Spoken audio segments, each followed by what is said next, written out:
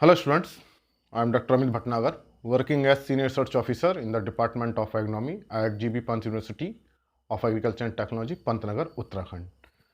And today we will discuss about dryland agriculture, what is dryland agriculture and what are different types of dryland agriculture and how we can categorize into different group and what are the features or characteristics of different types of dryland agriculture.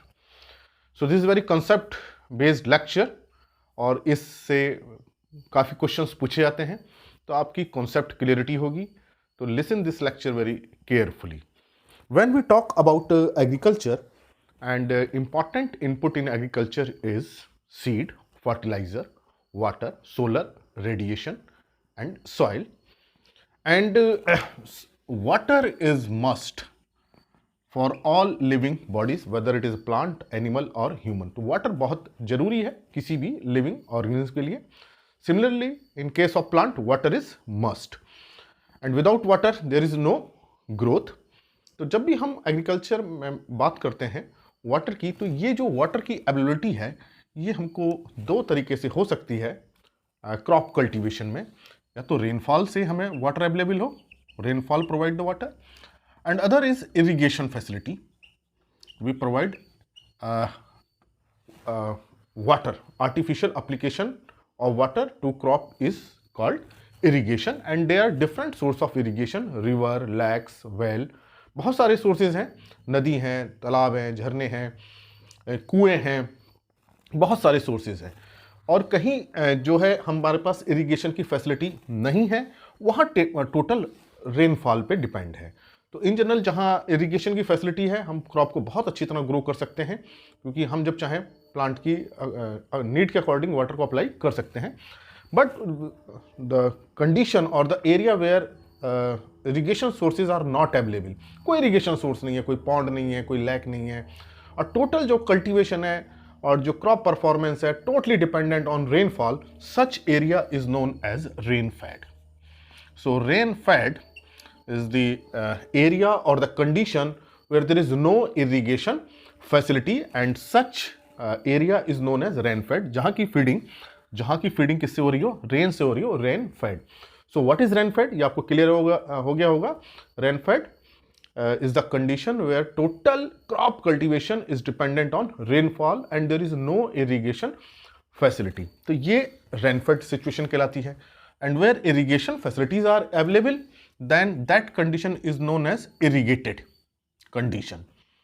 तो irrigated condition में definitely crop performance बहुत अच्छी होगी और rainfed condition में crop performance poor होगी, क्योंकि जो रेनफॉल है उस पर हमारा कोई चेक कंट्रोल नहीं है. मानसून से ही ये रेनफॉल मिलेगा अपनी कंट्री में, तो इस कारण से रेनफेड में क्रॉप परफॉर्मेंस पुअर होगी और इरिगेटेड में ज़्यादा होगी.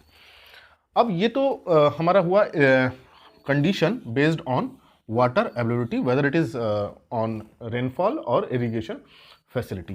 तो जो एरिया जहां रेनफेड सिचुएशन है, total cultivation is dependent on rainfall availability, that situation और that agriculture is known as dryland agriculture. So this is known as dryland agriculture and it is known as irrigated agriculture or irrigated ecology.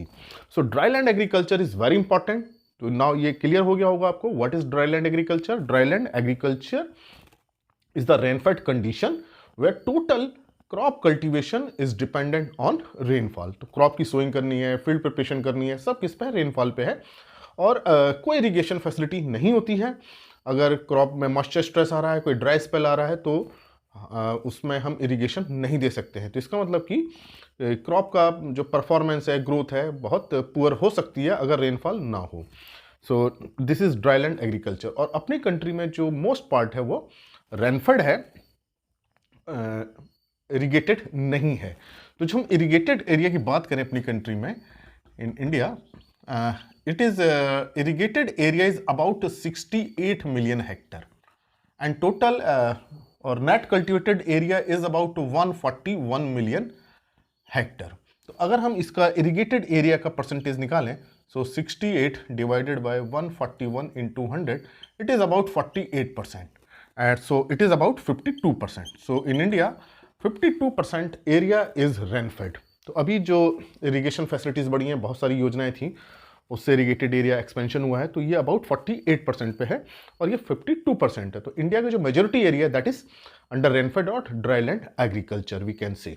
So dry land agriculture आपको clear हो गया होगा क्या है, जहां irrigation facility नहीं है, total cultivation is dependent on rainfall. So this dry land agriculture can B divided into 3 groups based on quantity of rainfall water received, कि किस एरिया में कितना रेनफॉल हो रहा है उसके अकॉर्डिंग हम ड्राई लैंड एग्रीकल्चर को डिवाइड कर सकते हैं। सो DLA dry land agriculture, and this dry land agriculture can B divided into 3 parts, first part, second part and third part, based on amount of rainfall amount, कि कितना rainfall हो रहा है। तो जिस एरिया में rainfall is less than 750 mm, and here it is 750 to 1150 mm, and here more than 1150 mm. तो ऐसा नहीं है कि रेनफॉल ड्राईलैंड एग्रीकल्चर में कम होगी, इस कंसेप्ट को भूल जाइए। ड्राईलैंड एग्रीकल्चर में रेनफॉल की अमाउंट वेरी कर सकती है और इसको हम 3 पार्ट में बांटते हैं। When rainfall is less than 750 mm, this area is known as dry farming. तो ऐसे एरिया को हम ड्राई फार्मिंग एरिया में इंक्लूड करेंगे, where rainfall is very less 750 mm, and if rainfall amount is between 750 to 1150 mm, it is known as dry land farming. So don't be confused between dry land farming and dry land agriculture. This is agriculture, dry land agriculture. This is dry land farming.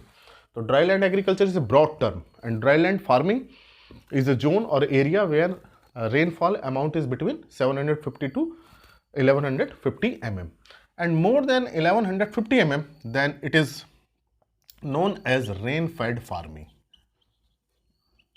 अब यहाँ rainfed से rainfed agriculture से confuse मत होइए। Rainfed agriculture total cultivation is dependent on rainfall, where in case of rainfed farming rainfall amount is more than 1150 mm.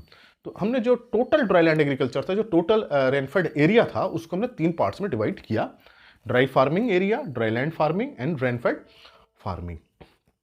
अब यहाँ देखिए कि यहाँ 1150 mm से ज़्यादा रेनफॉल है, तो ऐसा नहीं है कि ड्राई लैंड एग्रीकल्चर में रेनफॉल बहुत कम होगी, ये डिपेंड करेगा एरिया कौन सा है, ड्राई फार्मिंग है और ड्राई लैंड फार्मिंग है और रेनफेड फार्मिंग है। For example in case of North East hill, जहाँ चेरापूंजी मेघालय है, रेनफॉल बहुत ज़्यादा है, लेकिन वहाँ अगर इरीगेशन फैसिलिटी नहीं है, then that area will come under rainfed farming. तो ऐसा नहीं है कि अगर रेनफॉल बहुत कम है तभी ड्राई लैंड एग्रीकल्चर में आएगा या रेनफेड फार्मिंग में आएगा, it depends upon the quantity of rainfall received.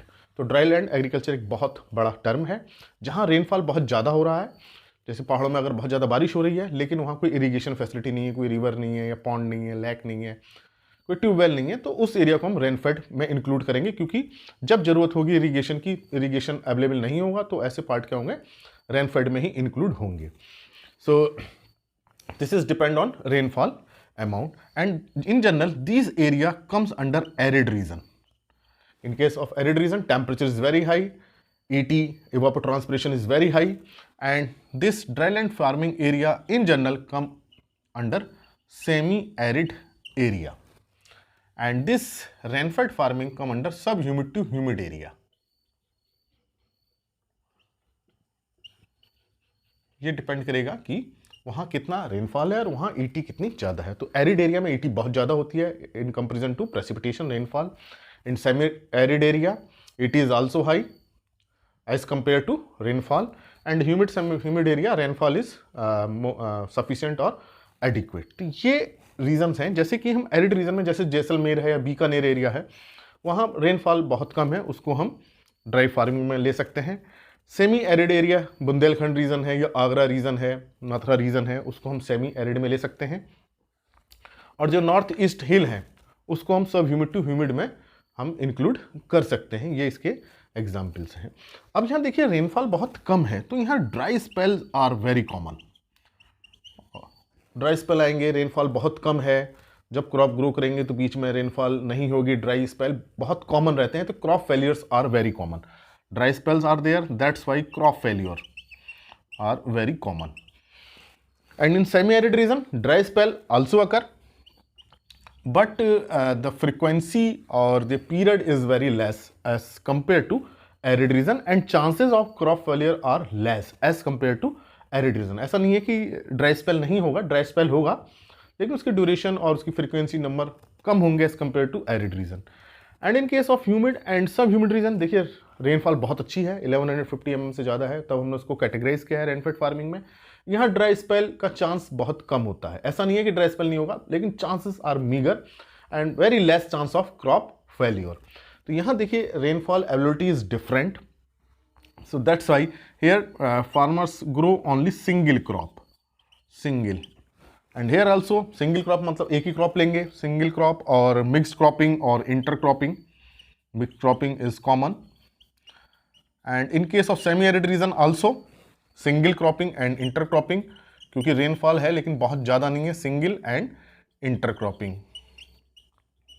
Inter cropping देखिए एरिड और सेमी एरिड रीजन में जरूर फार्मर लेते हैं, because it is insurance against risk. दो क्रॉप उगाएंगे तो कोई एक सर्वाइव कर जाएगी अगर ड्राई स्पेल आता है तो. And humid region double cropping, 2 crops are grown in 1 year.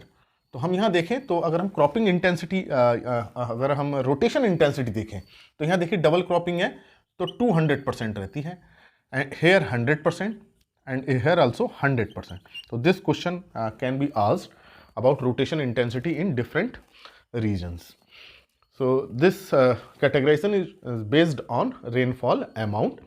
और देखिए रेनफॉल से ही डिसाइड होगा कि क्रॉप कितनी ग्रो होगी. अब रेनफॉल डिसाइड करेगा कि ड्यूरेशन कितनी होगी. तो इन जनरल जो ड्यूरेशन रहती है, इन जनरल जो इसमें एरिड रीजन में है 75 days is the length of growing season, and here 75 to 120 days, and here more than 120 days length of growing season.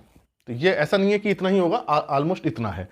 देखिए 75 days is length of growing season, तो single crop grow कर रहे हैं, तो that's why in this region drought resistant short duration crops are grown. For example sorghum, बाजरा जिसे pearl millet हम कहते हैं, तो ज्वार बाजरा इस तरह की क्रॉप्स को एरिड रीजन में जनरली ग्रो किया जाता है. एंड क्रॉप कल्टिवेशन फेल्योर ज़्यादा होता है, तो जनरली बहुत सारी क्रॉप्स को ग्रो नहीं करते, ड्रॉट रेसिस्टेंट क्रॉप को ग्रो करते हैं.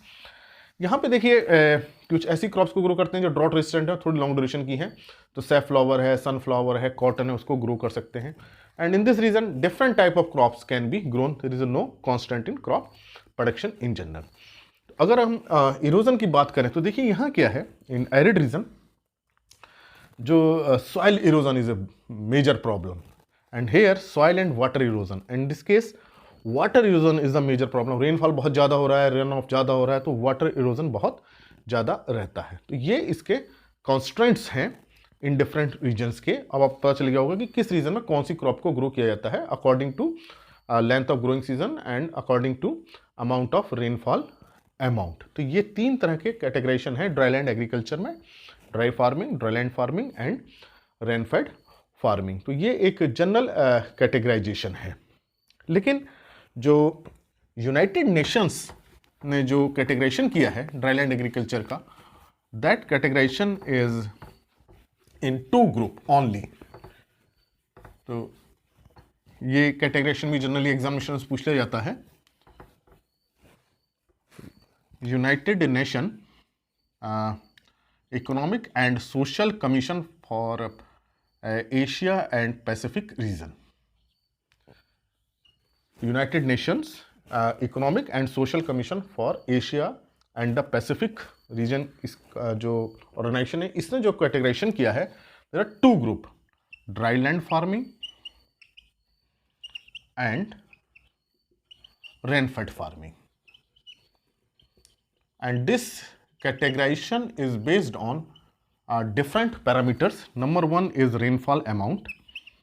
Here rainfall is less than 800 mm, and rainfed farming it is more than 800 mm. उससे पहले देखिए 750 mm और 1150 mm का था. यहाँ यूनाइटेड नेशंस ने जो दिया है उसका ये कैटेगराइजेशन है. अगर इसके हम देखें मॉइस्चर अवेलेबिलिटी, तो यहाँ पे शॉर्टेज है, यहाँ सफिशिएंट है, एडिक्वेट है. अगर ये उसको देखते हैं हम कॉन्स्टेंट्स देख लें या लेंथ ऑफ ग्रोइंग सीजन देख लें, तो इसमें क्या आएंगे, हमेशा शॉर्टेज होगी और यहाँ पे क्या होगी, यहाँ रेनफॉल ज़्यादा है तो यहाँ पे कॉन्स्टेंट्स कम होंगे और क्रॉप प्रोडक्शन चांसेस ज़्यादा होंगे। अगर ड्राई स्पेल हम देख लें, मॉइस्चरेबिलिटी देख लें या ड्राई स्पेल देखें या ड्राई पीरियड देखें, तो dry periods are more and here dry periods are less. तो ये है। और कॉन्स्टेंट्स अगर हम देखें, constants, so here constant soil and water erosion both, and here in case of rainfed farming, major is runoff, excess rainfall, adequate rainfall, not excess but adequate rainfall। अब more than 800 mm means 1200 mm भी हो सकता है, 1300 mm भी हो सकता है, 1400 mm भी हो सकता है। तो water erosion is a major constraint। तो ये यूनाइटेड नेशन ने जो दिया है, ये दो ग्रुप में किया है, dryland farming and rainfed farming. तो मॉइस्चरेबिलिटी पे ये डिपेंड है कि वहाँ रेनफॉल कैसा है। और अगर हम रीजन की बात करते हैं तो देखिए जो रीजन आएगा वो arid and semi arid, arid and semi arid region, and यहाँ सब ह्यूमिड टू ह्यूमिड।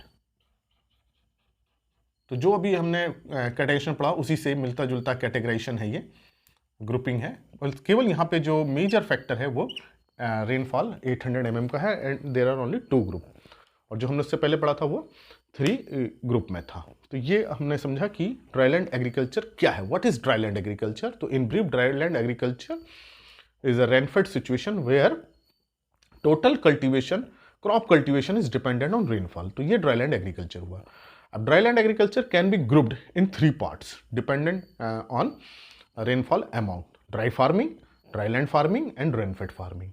उसके हमने उसको डिस्कस किया। फिर यूनाइटेड नेशंस ने जो दिया है वो ड्राईलैंड फार्मिंग और रेनफेड फार्मिंग पे दिया है। जो मेजर फैक्टर है वो 800 mm का है।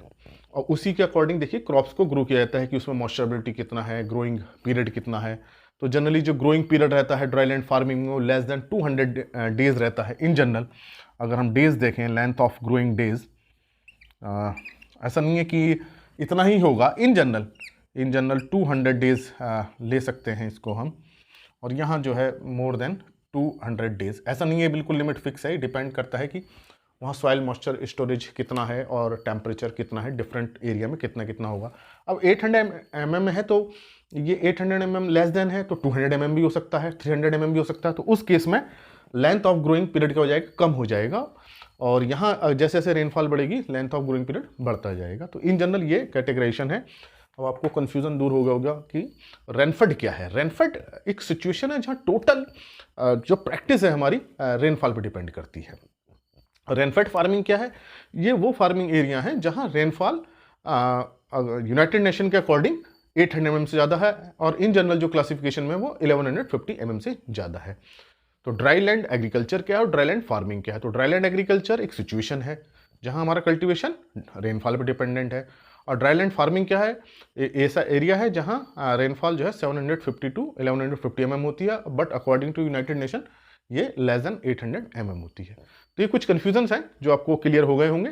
तो 2 ग्रुप हैं, 2 क्लासिफिकेशन है, वो दोनों क्लासिफिकेशन मैंने आपको बता दी हैं। तो यहाँ आप पूरा लेक्चर फिर से सुनेंगे तो ये आपको कन्फ्यूज़न दूर हो जाएगा कि क्या डिफरेंस होता है और किस तरह की क्रॉप्स ग्रो की जाती हैं।